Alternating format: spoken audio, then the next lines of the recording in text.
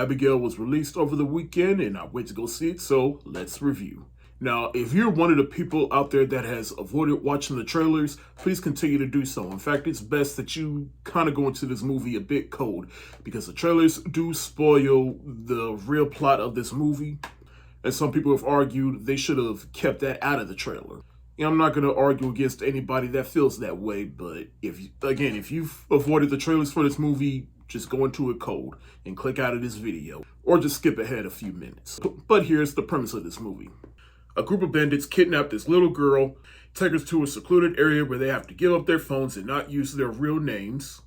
But throughout the night, they all get to know each other, but then it is revealed that the little girl is a vampire. So then the night turns into all of them trying to survive.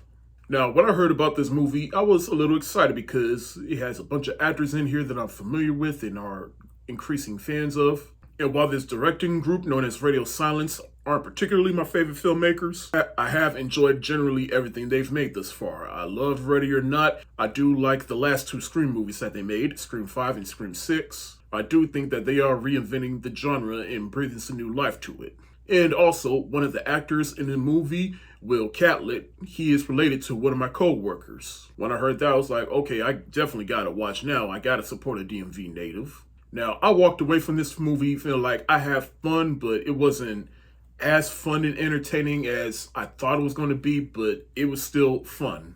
Like, first off, I loved the whole premise of them being stuck in a house with a little girl vampire. I do like the balance in tones, like it could be real serious at one point, but then it could be really funny. In fact, there's a moment where they do kind of play around with vampire lore.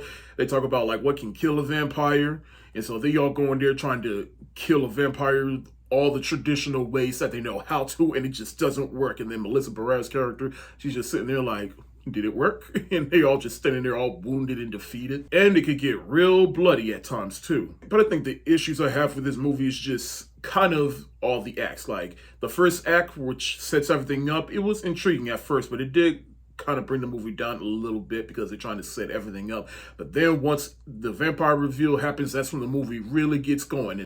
And there's sections in the movie that kind of slow down that second act. And I guess it's because really they kill two people at first. I'm not going to tell you who they are, but they do kill two people. But after a while, it takes its time to get going to its next victim.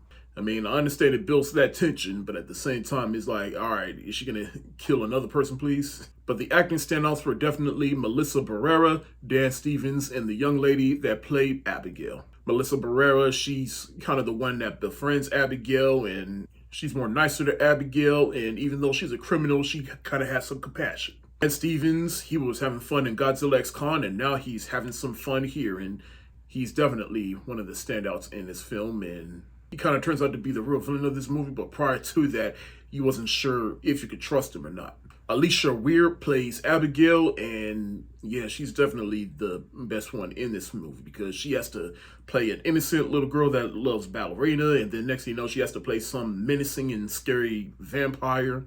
This role required her to be a little beyond her years, and she definitely excelled in that. Angus Cloud, who I remember plays Fesco in Euphoria, rest in peace. He passed away last year. And just watching him in here, it is a bit bittersweet, but he's basically a character that you would see him play. Just, you know, the happy-go-lucky guy and always smoking weed, but he's good at his job.